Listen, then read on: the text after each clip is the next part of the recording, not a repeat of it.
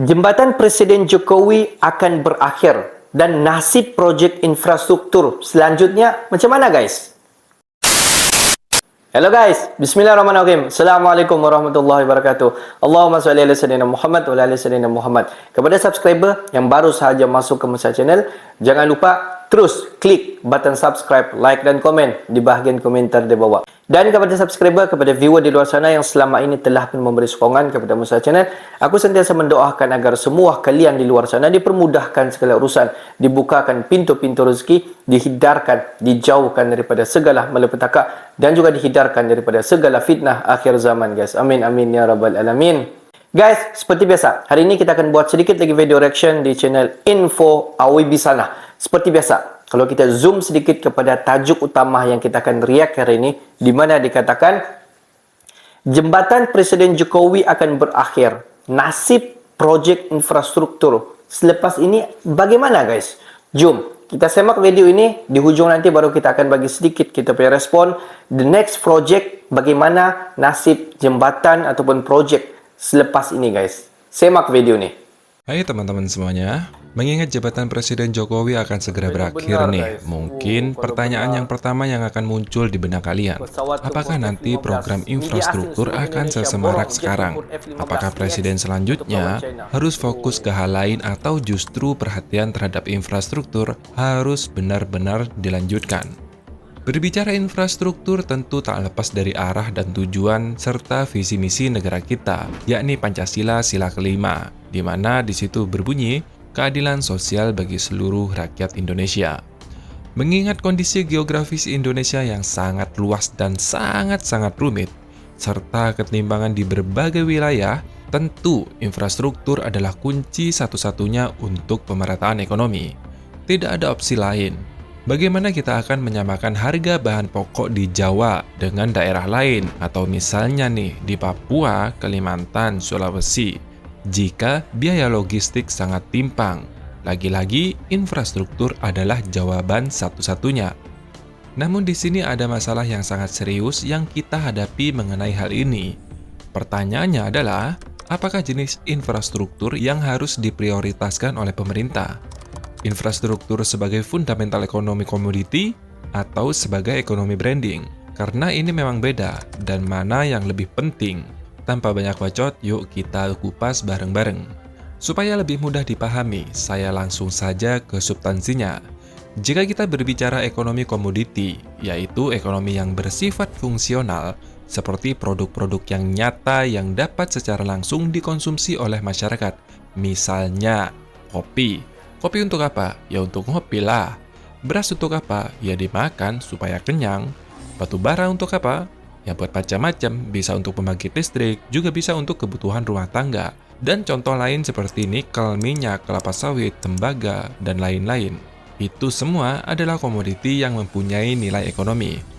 Nah, di sini, untuk menyamakan harga komoditi di berbagai wilayah di Indonesia, maka perlu adanya biaya logistik yang kompetitif supaya harga tidak terpaut jauh. Kalau biaya logistiknya saja mahal, bagaimana bisa harganya sama? Dan bagaimana caranya nih supaya biaya logistiknya kompetitif? Maka perlu dibangunlah infrastruktur seperti pelabuhan, jalan tol, jalan trans, bandara, dan lain-lain.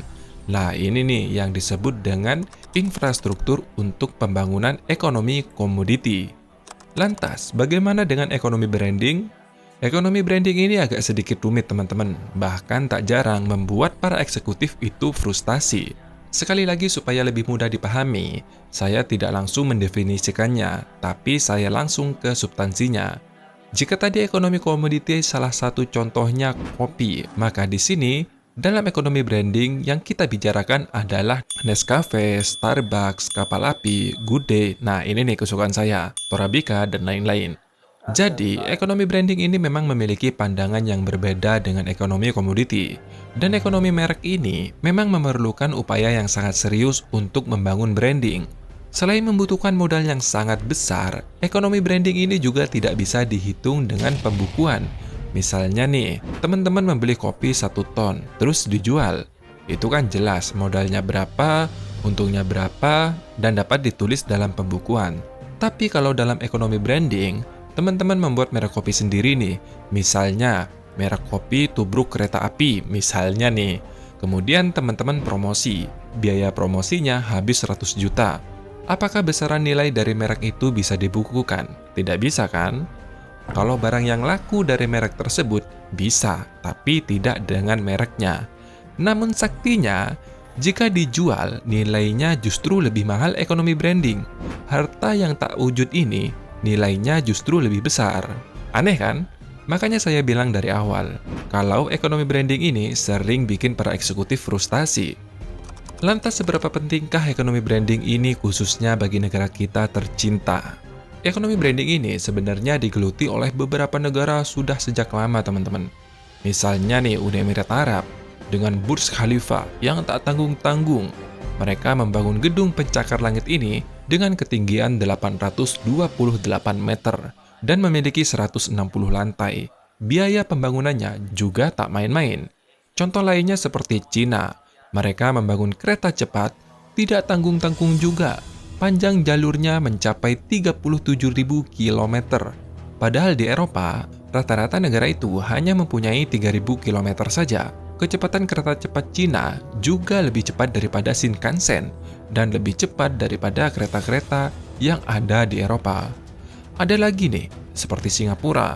Mereka juga membangun gedung Marina Bay, sebuah pusat hiburan terpadu dan segala macam ada di sana, mulai dari pijat, shopping, bioskop, bahkan judi pun ada di situ. Dan merupakan investasi tunggal paling mahal di dunia dengan biaya 8 miliar US dollar. Ada satu lagi yang lebih menarik nih. Kalau teman-teman melihat apa yang dilakukan oleh Arab Saudi saat ini, mereka tengah membangun kota-kota baru sesuai dengan visi mereka di 2030. Visi 2030 Saudi, mereka akan membangun kota-kota baru. Tidak tanggung-tanggung. Nilainya bukan lagi miliar dolar, bukan lagi triliun dolar, tapi 7,5 kuadriliun. Dan proyek itu bernama NEOM. Bahkan, kalau nanti ada orang pergi umroh naik haji, Anda akan diajak rekreasi ke kota baru yang dibangun oleh pemerintah Saudi ini.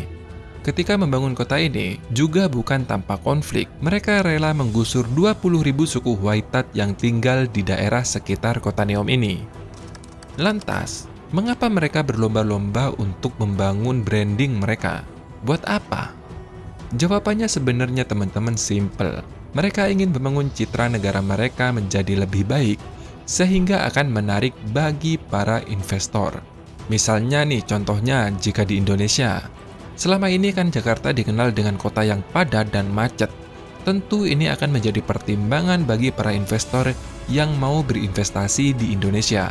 Maka dari itu, pemerintah akan melebarkan pemerataan penduduk di Jakarta ke wilayah Jawa Barat, seperti Karawang, Padalarang, Bandung, di daerah sekitar pokoknya lah.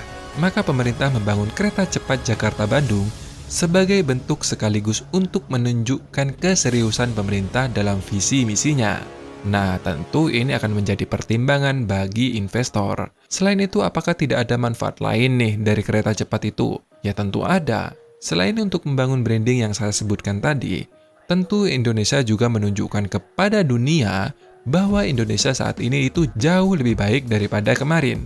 Bahkan, Indonesia mempunyai kereta cepat pertama di ASEAN. Jadi, Indonesia ingin mengatakan ke dunia nih, yuk sini kalau mau berinvestasi di negara kami. Kami sudah lebih baik loh, seperti itu. Ya, meskipun kereta cepat ini mendapat kritikan keras dari seorang ekonom Bapak Faisal Basri, yang mengatakan proyek kereta cepat ini memakan biaya yang sangat mahal. Bahkan sarkasnya nggak akan balik modal sampai kiamat. Mungkin itu benar, tapi nggak sampai kiamat juga. Karena menurut simulasi perhitungan beliau, pendapatan per tahun sama dengan 250.000 dikali 300 orang, dikali 30 trip atau 30 perjalanan, dan dikali 365 hari dalam setahun. Artinya, dalam satu tahun, kereta cepat hanya meraih keuntungan sekitar 821 miliar. Itu pun masih belum dipotong biaya logistik, seperti biaya karyawan, listrik, dan lain-lain. Sedangkan nilai investasinya sekitar 114 triliun. Berarti, kereta cepat bisa balik modal sekitar 139 tahun untuk balik modal. Meski pemakaian asumsi surga sekalipun, misalnya nih, semua gerbong terisi penuh 100%, maka perlu sekitar 45,6 tahun untuk balik modal. Jika Bapak Faisal Basri menghitung nilai komoditinya, ya itu benar, beliau tidak bisa disalahkan. Tapi mungkin Bapak Faisal Basri lupa bahwa kereta cepat ini juga mempunyai nilai lainnya, yaitu nilai branding. Seperti yang saya bilang di awal, branding ini memanglah sangat sulit untuk dinilai. Namun yakinlah, sejarah akan mencatat di tahun 2023 ini, negara dengan transportasi tercanggih di Asia Tenggara ada di Indonesia, yaitu kereta cepat. Dan ini juga akan menjadi motivasi generasi bangsa Indonesia untuk selalu terdepan dalam bidang transportasi, khususnya di Asia Tenggara. Nah, ini bro, maksud saya, memang nggak bisa dinilai dengan kasat mata, tapi hal ini sangat berharga.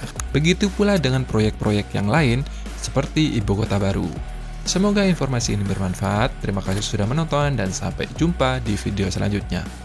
Kalau kita tengok kupasan video tadi, ada benarnya guys. Branding ini sebenarnya adalah untuk menarik seberapa ramai investasi masuk ke dalam negara kita, dan bukanlah branding ini untuk kita mengaut keuntungan dalam masa terdekat. Kita dapat nampak semasa pemerintahan Bapak Jokowi di Indonesia, di mana branding yang diketengahkan oleh Bapak Jokowi adalah infrastruktur, sama ada ingin membangunkan jembatan-jembatan ataupun kereta cepat dan juga jalan raya di Indonesia. Semua infrastruktur ini dinaik taraf dan mungkin boleh dikatakan branding semasa pemerintahan Bapak Jokowi. Jadi kalau kita tengok secara pandangan mata kasar adalah untuk menarik seberapa ramai investasi untuk datang ke Indonesia. Sebab kalau kita tengok, semakin sesebuah negara itu cantik, nice dan senang untuk diakses investasi di dunia, jadi bergondong-gondonglah investasi-investasi untuk datang ke Indonesia. Itu sebenarnya misi Presiden Jokowi untuk membawa Indonesia ini menjadi negara yang ramai investasi masuk. Selain daripada pembangunan infrastruktur, di mana Bapak Jokowi juga membangunkan segala ekspor-ekspor bahan-bahan mentah yang lain. Dan persoalan dia pada ketika ini, selepas Presiden Jokowi menjadi Presiden Indonesia, the next Presiden Indonesia, jadi semasa Presiden baru Indonesia, Presiden itu akan fokus branding apa? Bolehkah kalian semua komen di bahagian komentar di bawah? Okeylah guys, untuk hari ini sampai di sini saja sedikit information daripada Musa Channel, dan kepada subscriber, kepada viewer di luar sana yang belum lagi klik button subscribe, please guys to klik button subscribe, like dan komen di bahagian komentar di bawah. Akhir kata daripada Musa Channel, thanks for watching my video. Assalamualaikum warahmatullahi wabarakatuh guys. See you the next video guys.